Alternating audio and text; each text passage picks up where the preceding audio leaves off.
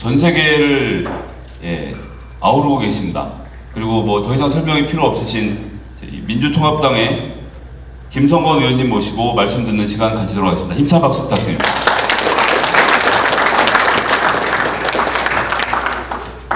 반갑습니다. 반갑습니다. 이 고지한 지 며칠 되지도 않는데 이렇게 많은 분들이 이 또 바쁜 시간에 참석해 주셔서 정말 감사합니다. 이제 여기 LA에서는 대통령 선거 시작이 12월 5일부터니까 일주일밖에 남지 않았습니다. 그리고 대한민국에서는 19일 날 투표를 하기 때문에 이제 한 20일 남았습니다. 그래서 19일 저녁 한 9시 정도 되면은 18대 대통령이 이제 누가 될지 이제 확정이 되겠습니다. 여기 와서 보니까요, 저희가 선거법을 너무 해외에는 엄격하게 만들어놨다라는 그런 생각이 들었습니다. 지금 국내에서는 뭐 아침부터 저녁까지 선거 유세 차량이 동네 곳곳에 돌면서 문재인 찍어라, 뭐 박근혜 찍어라 이렇게 선전하고 다니고, 또 선거 운동원들이 막 이렇게 춤도 추고 뭐 요란하게 현수막도 붙이는데 여긴 너무 조용하더라고요. 보니까 우리 동포들께서 그 잘못하면 국내 못 들어간다고 이렇게 소문이 나고 선거법 안 어기시려고 굉장히 조심조심 하시더라고요. 그래서 하여튼 뭐 법을 잘 지키는 것은 좋은데 너무 선거법을 엄격하게 만들어서 다음부터는 이걸 좀 풀어놔야 되겠다라는 그런 생각을 했습니다. 그래서 사실 제가 오기 전에 중앙선관위원회 그 법령 해석 담당하신 분하고 직접 통화를 했어요. 내가 이번에 LA 가는데 어디까지 얘기를 할 수 있는 거냐. 근데 제가 오기 전에 분명히 오늘 성격이 새정치국민연대 8대식 및 투표 참여운동 이렇게 제가 공문을 받았습니다. 그래서 여기 지금 발대식이라는 그 세 글자가 빠졌는데 이 성격은 발대식인 거죠? 네, 그렇게 알겠습니다. 근데 이제 선관위원회에서 다른 행사는 공개 행사가 안 되지만 이 선거 운동을 위한 발대식은 그거는 괜찮다.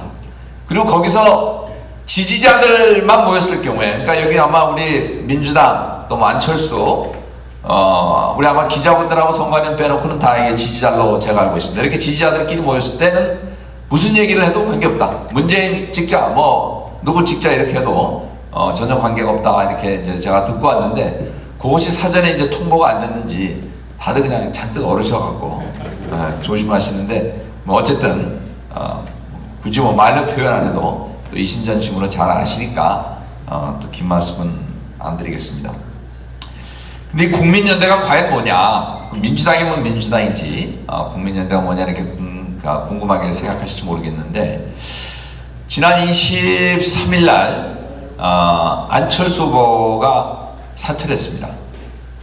그리고 이제 대통령 후보는 문재인이다 이렇게 이제 말씀을 하셨는데, 그 전에 저희 민주당의 문재인 후보하고 안철수 후보하고 단일화하기로 합의를 하면서 국민연대를 만들어서 공동으로 선거운동을 하는 것으로 이렇게 사실상 약속을 했습니다.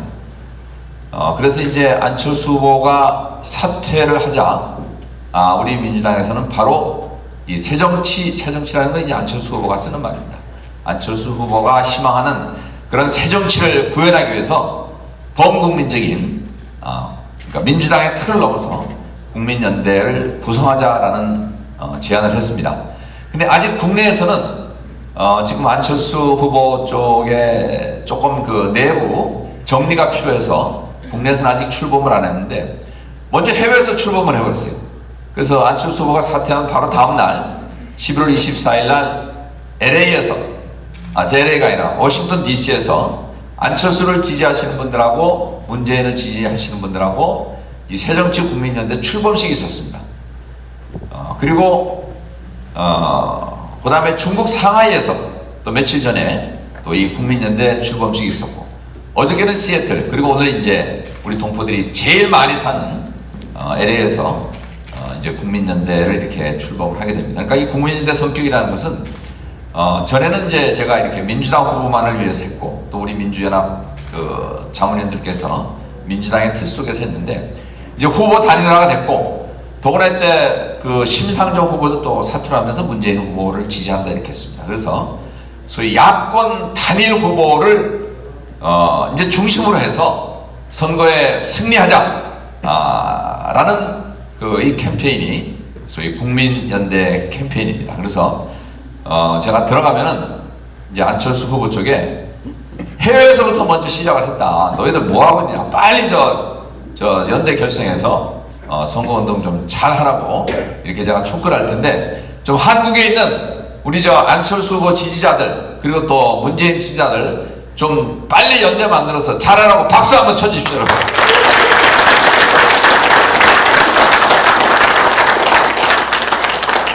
제가 준비한 인사말을 좀 읽어드리겠는데 이 준비한 인사말은 대체로 사실 문재인 후보께서 아마 12월 4일 날 재외동포 선거 방송을 통해서 하는 내용들하고 상당히 좀 겹칩니다. 그래서 제가 오늘 현지에 맞게 이렇게 했기 때문에 문재인 후보께서 말씀하시는 것과 크게 차이가 없다 이렇게 말씀을 드리고 특히 제가 한국을 떠난 날 마침 우리 문재인 후보가 저희 지역인 여수에 오셨어요. 그래서 제가 오늘 LA 간다 이렇게 말씀하셨더니 여러분들한테 꼭 안부 전해주시고 하여튼 한 분도 빠짐없이 투표에 참여해달라는 그런 부탁이 있었습니다. 해외에 계신 동포 여러분, 2억 만리 해외에서 얼마나 고생이 많으십니까? 어려운 여건 속에서도 재외선거인 등록을 해주신 여러분들께 깊이 감사드리며 이번 12월 5일부터 시작되는 재외선거에 꼭 참여해 주시기를 부탁드리겠습니다. 동포 여러분, 이웃 중국에는 구한말부터 새로운 삶의 터전을 위해 혹은 독립운동을 위해 만주로 떠난 동포들이 한 230만 명 있습니다. 그리고 멀리 미주에는 1902년 인천항을 떠나 하와이에 첫 이민선이 도착한 이후 100년이 넘는 고난과 영광의 이민사가 있습니다. 초기 이민자들은 사탕수수밭과 오렌지 농장에서 중노동을 하면서도 조국의 독립을 위해 큰 힘을 보탰습니다.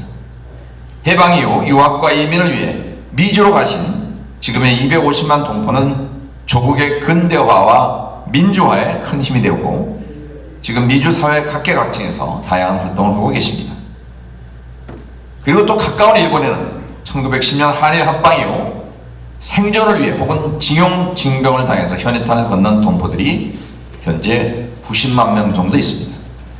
이외에도 러시아와 중앙아시아 등 구소련권의 50만, 필리핀과 베트남의 등 동남아시아의 45만, 그리고 브라질 등 중남미의 10여만 등등해서 총 730만 명의 재동포들이 지금 해외에서 열심히 땀 흘려 일하고 계십니다. 사랑하는 동포 여러분, 여러분들이 과거 조국을 떠났을 때는 우리나라가 주권을 잃었거나 아니면 6.25 전쟁의 폐허 속에 세계에서 가장 가난한 나라의 하나였습니다. 이제 우리 조국 대한민국은 세계에서 유일하게 산업화와 민주화를 동시에 성공시킨 그리고 원조를 받던 나라에서 원조를 주는 나라 최초의 나라가 되었습니다. 우리 대한민국이 만든 자동차와 선박, TV, 냉장고, 휴대폰이 세계를 누비며 지금 무역 1조 달러 시대를 부과하고 있습니다. 세계적인 투자은행 골드만삭스는 2050년에는 한국이 미국에 이어서 세계 제2위로 성장할 것을 예언하고 있습니다. 그뿐 아니라 올림픽과 월드컵을 성공리에 치르고 양궁, 골프, 스케이트 등 소위 고급 스포츠에서 세계 정상을 석권하고 있습니다. 싸이의 강남스타일 다 보셨죠? 네. 이 유튜브 8억 시청의 기록을 지금 돌파했다고 합니다. 그야말로 해방 이후 60여 년간의 우리 대한민국의 발전은 기적 그 자체입니다. 그러나 이 기적적인 발전 뒤에는 우리 730만 재동포들의 피땀 어린 노력이 있었습니다. 척박한 환경과 민족적 차별 속에서 억척 같은 삶의 터전을 마련하고 사업을 일으켰으며 과거 미국에서도 2류, 3류 상품이었던 소위 메이드 인 코리아 제품들이 지금은 1류 상품이 되어 있습니다. 그야말로 재동포들은 그동안 무보수 민간 외교원, 또 한국 상품 판매원, 한국 문화 전달자로서 그 공은 이루 말할 수 없습니다. 그럼에도 불구하고 재동포 여러분은 대한민국에서 지난 수십 년간 소외된 존재였고 잊혀진 존재들이었습니다. 이에 대한민국 정치 지도자 한 사람으로서 깊은 책임감을 느낍니다.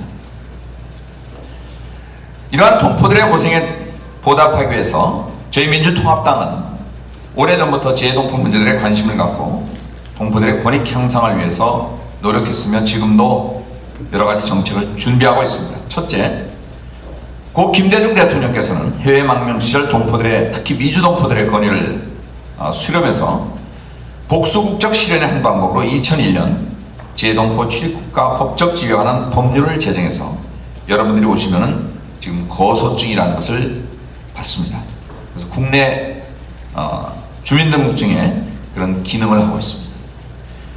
또한 얼마 전에 여기를 방문하신 한명숙 전 총리는 2001년 여성부 장관 시절 세계 한민족 여성 네트워크를 만들어서 해외 한인 여성들의 권익 향상을 주도하셨고, 그리고 저와 김영진 의원 등이 2005년부터 준비를 해서 2007년 10월 5일을 세계 한인의 날로 만들어서 재동포들의 공적을 기념을 하고 있습니다.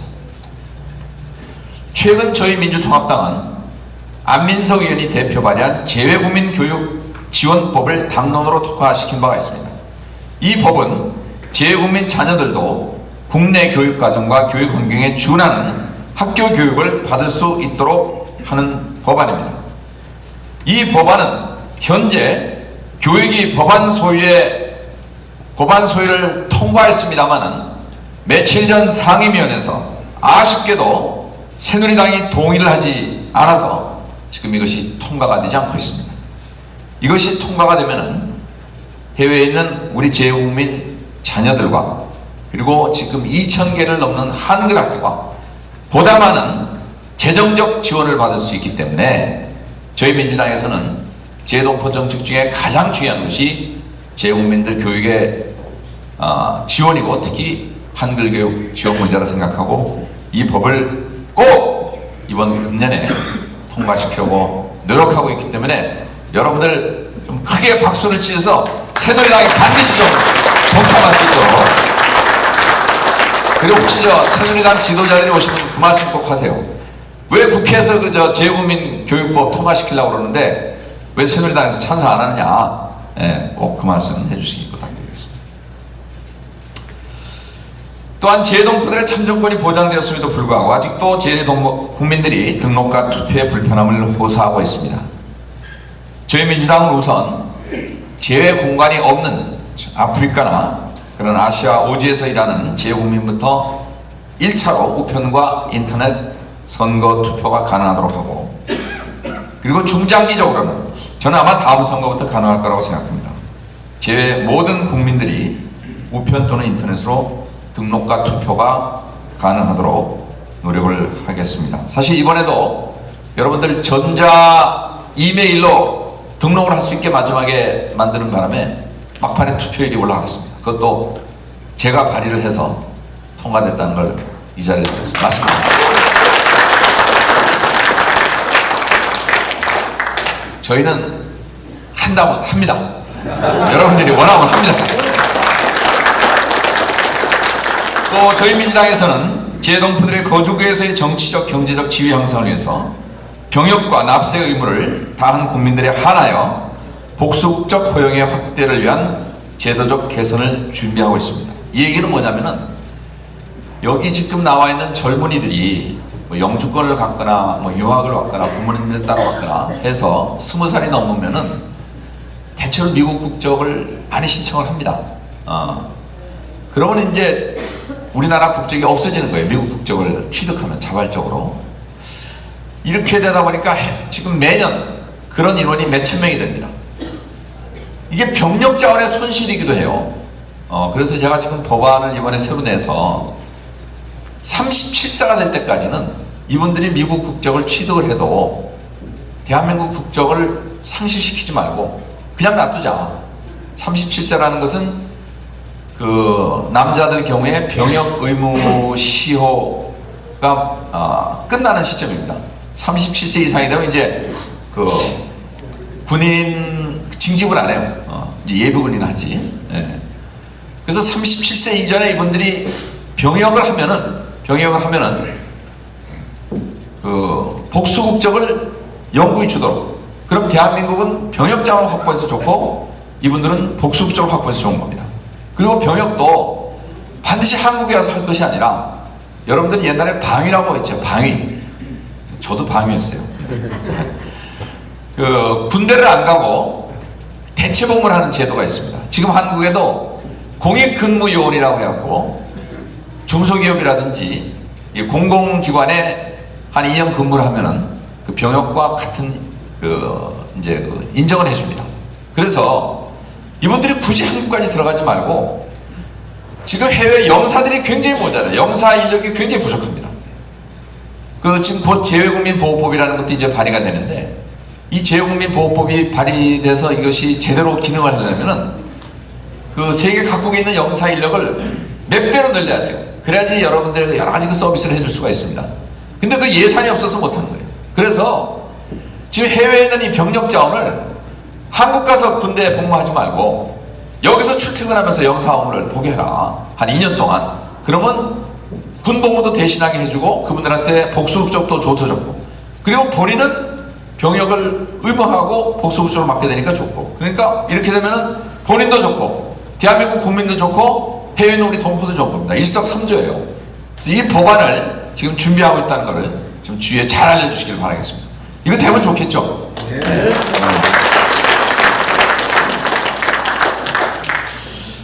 우리 민주통합당은 고 김대중 대통령과 고 노무현 대통령의 정신을 계승하는 정당입니다. 자유적인 민주가 강물처럼 흐르는 사회, 그리고 사람이 사람답게 사는 세상, 서민과 중산층이 함께 잘 살고 화해와 통합으로 분단된 조국과 민족을 통일하며 인류 평화에 기여하고자 하는 평화의 정당입니다. 이제 투표를 앞두고 여러분들이 결정을 하셔야 됩니다. 누구를 찍을 것인가? 1번을 찍을 것인가? 2번을 찍을 것인가? 박 씨를 찍을 것인가? 문 씨를 찍을 것인가? 여러분들 선택을 하셔야 되는데 다음 대통령이 해야 될 가장 중요한 두 가지가 있습니다. 첫째는 우리 사회 양극화 문제 해결, 그리고 두 번째는 남북관계 개선입니다. 지금 대한민국은 가계빚이 거의 1000조에 가깝습니다. 저도 그렇습니다만은 서민 중산층들이 지금 가계부채 때문에 난리예요. 또 살인적인 물가와 전셋값 등등으로 인해서 지금 대한민국 국민의 절반 이상이 나는 중산층이 아니고 저소득층이다 이렇게 얘기를 하고 있습니다. 지금 자살률이 대한민국이 세계 최고. 오죽하면 자살하겠어요. 난 그 소리 들을 때마다 가슴이 아프더라고요. 그러니까 삶이 팍팍하기 때문에 어렵기 때문에 자살이라는 극단적인 방법을 택하는 겁니다. 그래서 적어도 다음 대통령은 이런 서민과 중산층의 아픔을 어루만지면서 이 점점 벌어져가는 우리 사회 양극화 문제를 해결할 수 있는 이것이 첫 번째 동목입니다. 두 번째, 남북관계입니다. 과거 김대중 노무현 대통령 때는 남북교류도 굉장히 좋았었고 또 남북 간에 설사 서해에서 충돌이 있었다 하더라도 그것이 경제 협력하는데 큰 영향을 미치지 않았습니다.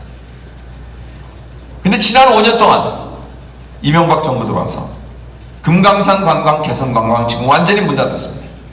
남북 교류, 민관 외교를 포함해서 완전히 중단됐습니다. 그리고 연평도 사건, 천안함 사건으로 수십 명의 아까운 장병들이 목숨을 잃었습니다. 김대중 노무현 대통령 때는 교류도 많았지만 이런 남북 충돌로 인한 특히 노무현 대통령 시절에는 한 명도 피해가 없었습니다. 그래서 어떤 분이 이명박 정부는 북한하고 연애도 제대로 못하고 싸움도 제대로 못했다. 이게 뭐냐 이렇게 비판하시는 분이 계시는데 어쨌든 다음 정권 다음 대통령은 이 남북관계를 어쨌든 잘 해소해서 우리 한반도가 평화 통일을 할 수 있는 그런 기조를 만들어야 합니다. 어떤 분들은 그런데 이제 특히 여기 안 오신 분들이 그런 얘기하죠. 김대중 노무현 때 북한에 막 퍼주기 했지 않냐. 우리가 노무현 김대중 대통령 때 북한에 준 지원액이 한 2조 내지 한 3조입니다. 2조 내지 3조. 뭐 많다면 많은 돈이죠. 그런데 지난번 서해 사건 일어나고 연평도 사건 일어나고 이명박 대통령이 소위 그 전쟁 기념관 앞에서 뭘 했습니까? 대북 강경 담화 발언했습니다. 이제 더 쏘면 우리도 쏩시다. 해갖고 그 다음날 주가가 44%가 폭락을 했는데 그 폭락된 주가 액수가 28조입니다. 하루아침에 28조가 날라. 10년 동안 북한을 지원해서 3조 갖고 평화를 유지하는 게 낫습니까? 북한하고 싸우겠다고 해서 28조에 손해를 보는 게 낫습니까? 어느 게 우리 국민에게 유익하고 어느 게 우리 경제에 유익한지 명확하죠. 그래서 주위 여러분들한테 누구지게라는 소리 안 해도 방금 얘기한 우리 사회의 이 비참한 양극화 현상, 이걸 누가 잘 해결하겠느냐, 또 이 단절된 남북관계 누가 회복하는데 잘하겠느냐, 과거 정권 보면 알 수 있지 않느냐, 이렇게 설명하면은 저는 답은 명확하다고 생각합니다. 동의하십니까?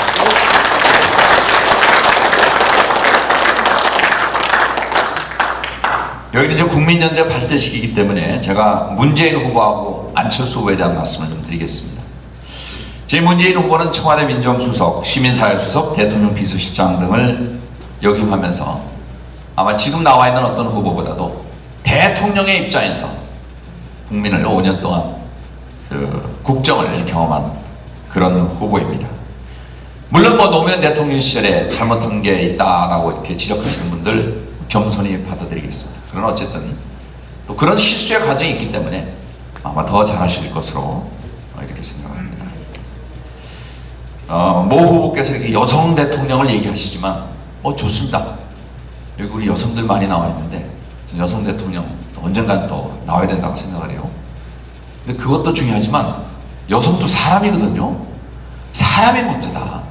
여성 남성 따지기 전에 사람이 먼저이기 때문에 사람이 먼저인 세상을 만드는 것이 더 중요한 것이 아닌가, 저는 이제 그렇게 생각합니다.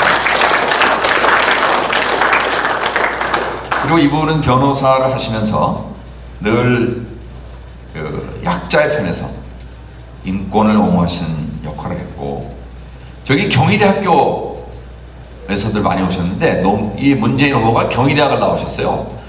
부산에서 공부를 굉장히 잘하는 수지여서 저도 서울대학을 나와야지 왜 경희대학 나오신 분들 죄송합니다. 왜 경희대학을 나왔을까 이렇게 궁금하게 생각했는데, 경희대학을 가면은 장학금을 받을 수 있다고 그래서 장학금 받으시려고 경희대학 가셨더라고요. 근데 어쨌든 되시면은 경희대학 역사상 처음으로 대통령 후보가 하시는 만큼 여러분들 알아서 하십시오.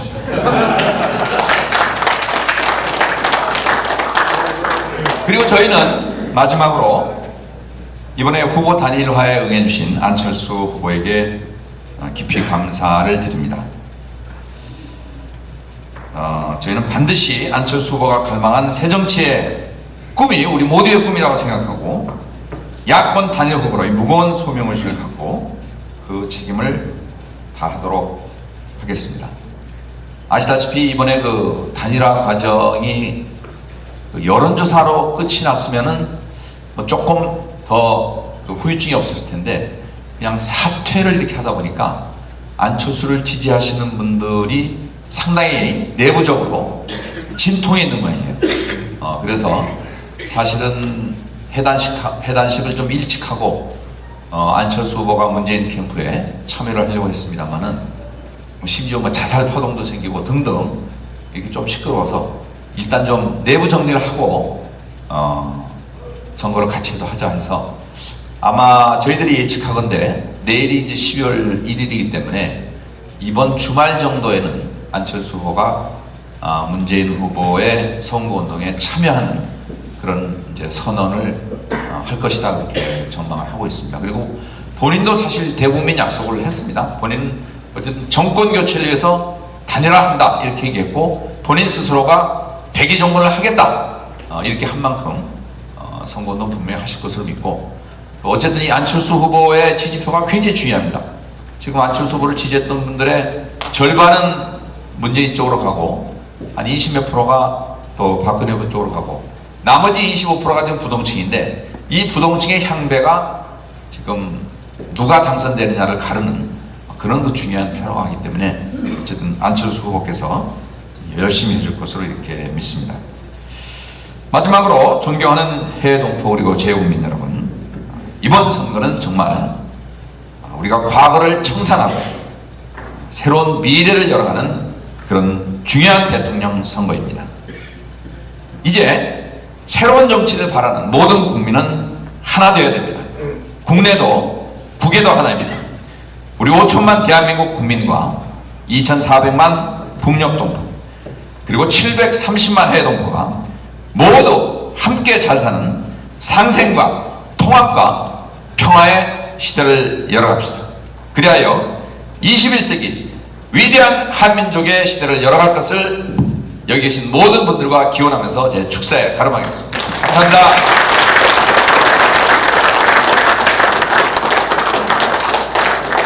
그리고 인사가 좀 늦었네요. 오늘 이렇게 행사를 준비해 주신 우리 차종환, 이성주, 김영현, 노정국 고문님, 또 우리 이병도 상임대표님, 또 에드워드 구, 박상준 공동상임대표님, 그리고 아까 소개하신 10명의 공동대표와 또 고문 여러분들, 또 여기 계신 종교계 대표 여러분들, 또 참석해 주신 우리 지지자 여러분들께 깊이 감사드립니다. 감사합니다. 예, 의원님 올라오시니까 좀 이제 선거 분위기가 나는 것 같아 좋았습니다.